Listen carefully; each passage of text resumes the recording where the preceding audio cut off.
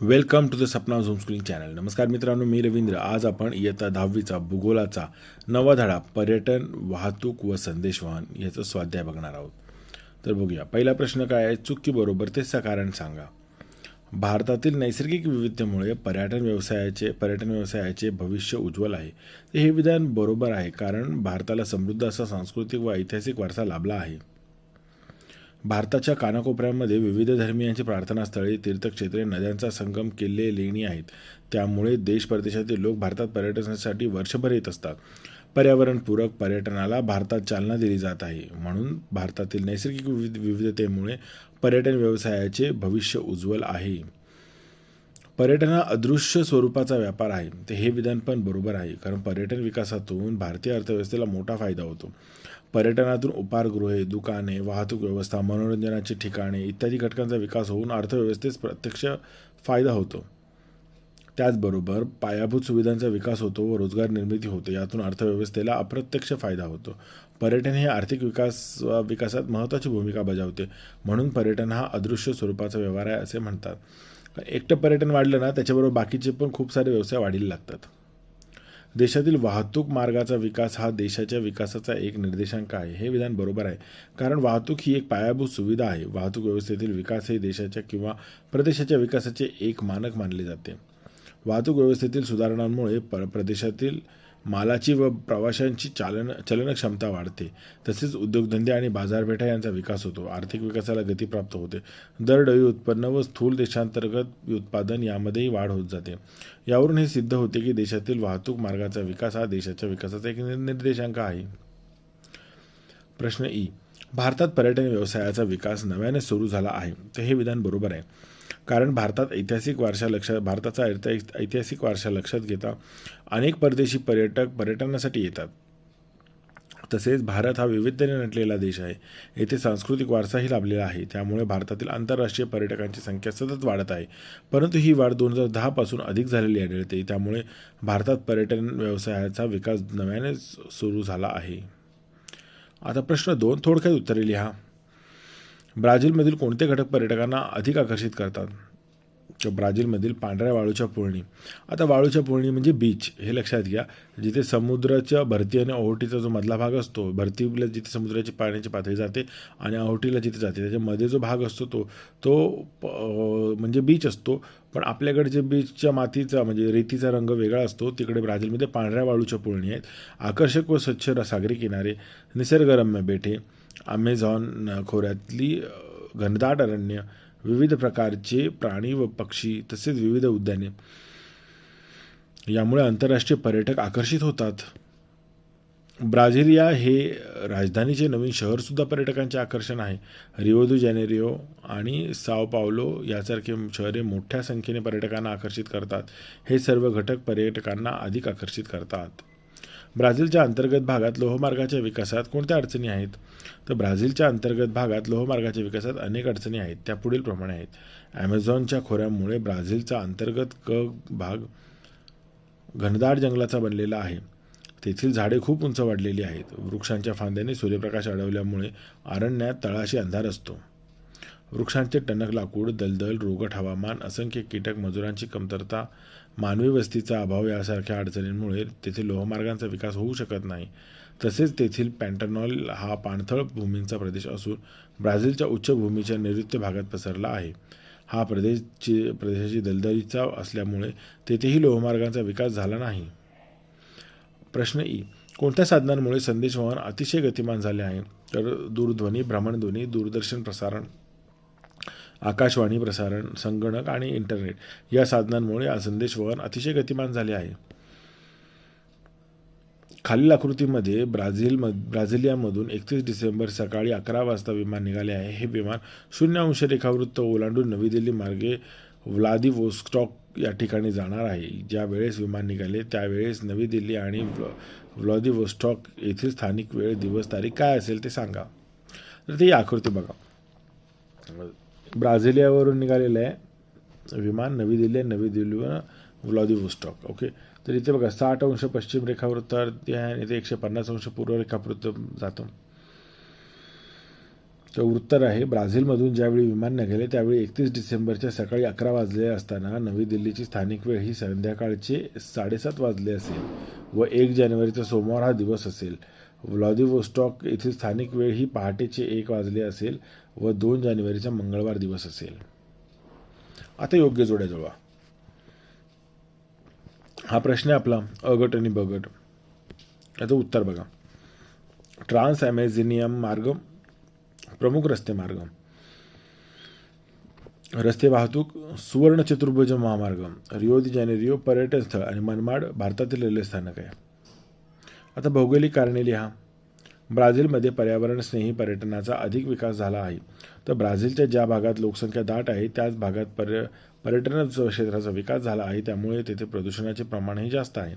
पर्यावरणाचे संरक्षण करणे हा त्यांचा मुख्य उद्देश असल्यामुळे ब्राझीलमध्ये पर्यावरण स्नेही पर्यटनाचा अधिक विकास केला जात आहे.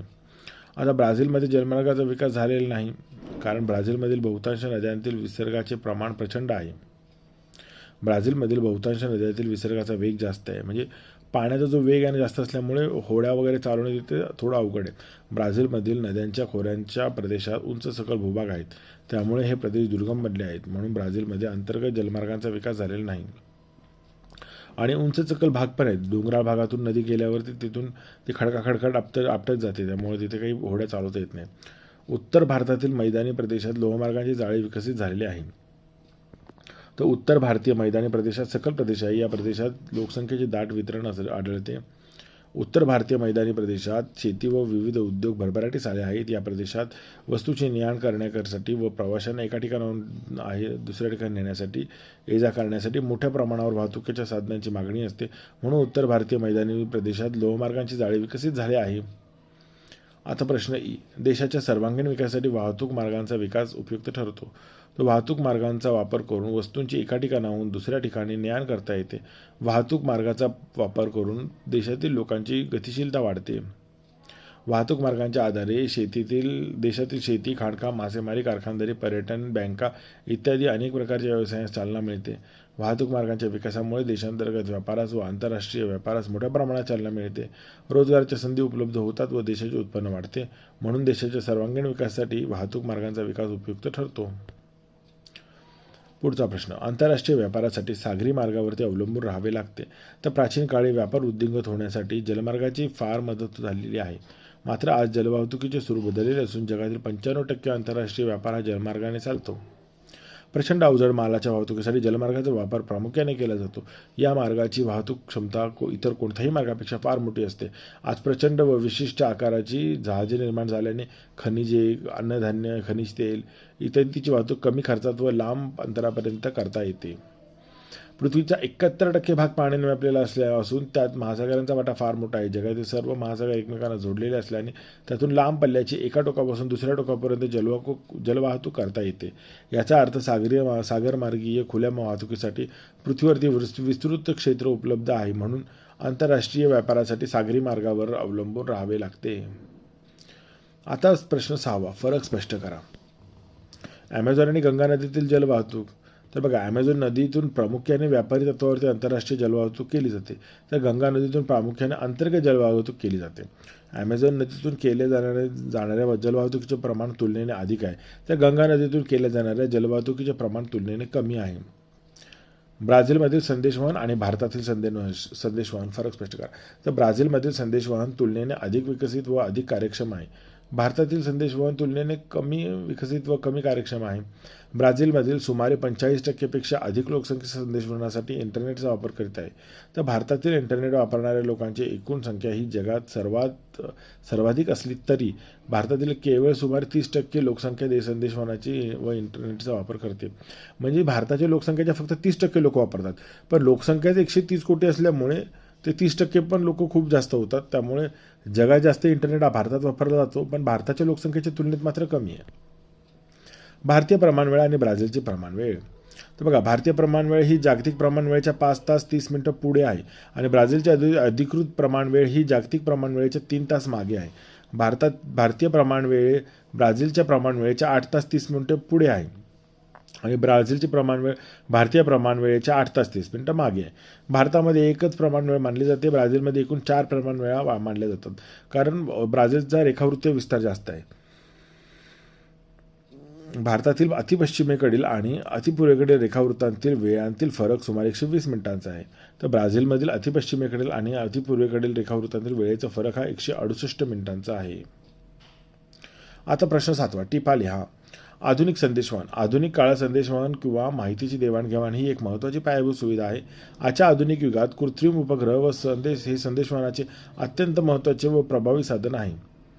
मोबाईलवरती संदेशांचे आदानप्रदान होणे, दूरचित्रवाणी, संचार कार्यक्रम दिसणे, हवामानासंदर्भात अद्ययावत माहिती मिळणे इत्यादी गोष्टी कृत्रिम उपग्रहांद्वारे एकाच वेळेस करणे शक्य आहे.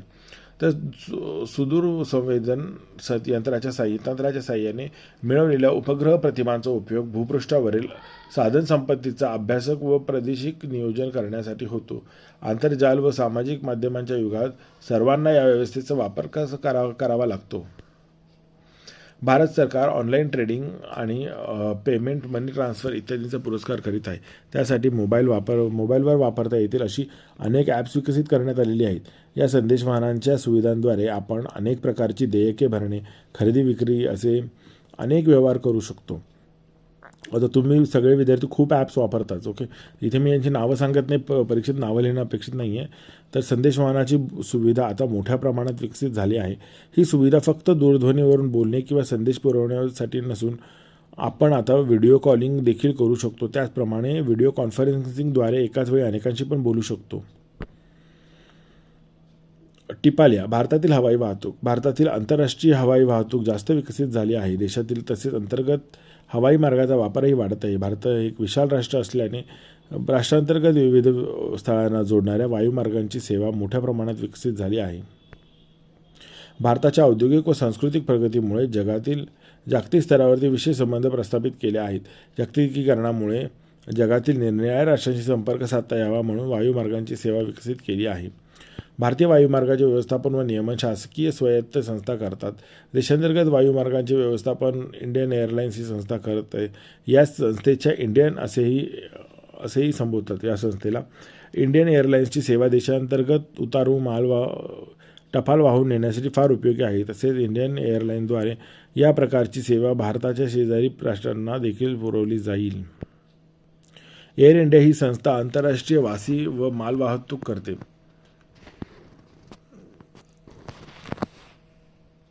आंतरराष्ट्रीय प्रवासी व माल वाहतूक करते. ओके, तिथे शब्द चुकून राहिलेला आहे. नव्या राष्ट्रीय धोरणांमुळे वायुमार्ग सेवेचा सुमारे 100 देशांशी करार झालेला आहे. त्यामुळे प्रामुख्याने UK, चीन, ऑस्ट्रेलिया, जर्मनी, फ्रान्स, आखाती देश, USA यांच्याशी वायुमार्गांनी संपर्क वाढला आहे. केंद्र शासनाच्या नव्या बदललेल्या धोरणामुळे खाजगी संस्थांकडून सुद्धा वायुमार्ग सेवा पुरवली जाते. पवनहंस या शासकीय संस्थेमार्फत भारतात हेलिकॉप्टर सेवा उपलब्ध केली गेलेली आहे. भारतातील नगरांमध्ये, महानगरांमध्ये तसेच राजधान्यांच्या ठिकाणी आंतरराष्ट्रीय विमानतळ आहेत. आता पुढचा प्रश्न, प्राकृतिक रचना आणि अंतर्गत जलवाहतूक. तर प्राकृतिक रचना आणि अंतर्गत जलवाहतूक यांचा फार घनिष्ठ संबंध आहे. नद्या, अंतर्गत सरोवरे, कालवे, जलाशय यामधून चालणाऱ्या वाहतुकीला अंतर्गत जलवाहतूक म्हणतात. पाण्याची नैसर्गिक पातळी जहाजांसाठी खोल नसल्यास वाहतूक थांबते. प्रवाहाची दिशा, पात्राची रुंदी हेही घटक महत्त्वाचे आहेत. नदीपात्रात साठलेला गाळ उपसून काढावा लागतो. अति थंड प्रदेशात नद्यांची पात्रे घोटतात व वाहतूक ठप्प होते. विकसित प्रदेशाकडून निर्जन प्रदेशाकडे वाहणाऱ्या नद्या निरुपयोगी ठरतात. तर नद्यांच्या मार्गामध्ये धबधबे, खडकांचे उंचवटे असल्यास वाहतूक करता येत नाही. आता पुढचा प्रश्न, प्रमाण वेळेची उपयोगिता. तर एखाद्या देशाचा रेखावृत्तीय विस्तार अधिक असेल तर देशाच्या पूर्व व पश्चिम भागातील वेळेत फरक पडू शकतो. अशा वेळी त्या देशात प्रमाण वेळेचे महत्त्व अधिक असते. सर्वसाधारणपणे देशाच्या वेळेप्रमाणेच देशातील सर्व भागातील स्थानिक वेळा निश्चित केल्या जातात. प्रमाण वेळेप्रमाणेच वेळा निश्चित केल्या जातात. प्रमाण वेळेचा वापर करून देशांतर्गत रेल्वे वाहतुकीच्या व हवाई वाहतुकीच्या वेळापत्रकात सुसूत्रता आणता येते. प्रमाण वेळेचा वापर करून देशातील विविध भागांतील बँका व शाळा, महाविद्यालये, विविध बाजारपेठा, इस्पितळे इत्यादी ठिकठिकाणच्या कामकाजात सुसूत्रता आणता येते. मित्रांनो, व्हिडिओ आवडला असेल तर व्हिडिओ लाईक करा आणि तुम्हाला पुढचा व्हिडिओ कोणता हवा आहे ते मला कमेंट बॉक्समध्ये कळवा. आणि जर तुम्हाला आपले व्हिडिओ पाहायला आवडत असतील तर चॅनलला सबस्क्राईब करा. म्हणजे काय होईल की तुम्ही एखादा व्हिडिओ यूट्यूबवर जेव्हा शोधता तेव्हा तुम्हाला आपल्या चॅनलचे पण व्हिडिओ रेकमेंड केले जातात. नाहीतर विद्यार्थी कंप्लेंट करतात की सर आम्ही शोधतो पण आपल्या चॅनलचे व्हिडिओ सापडत नाही. ओके, तर चॅनलला सबस्क्राईब करायला विसरू नका. धन्यवाद.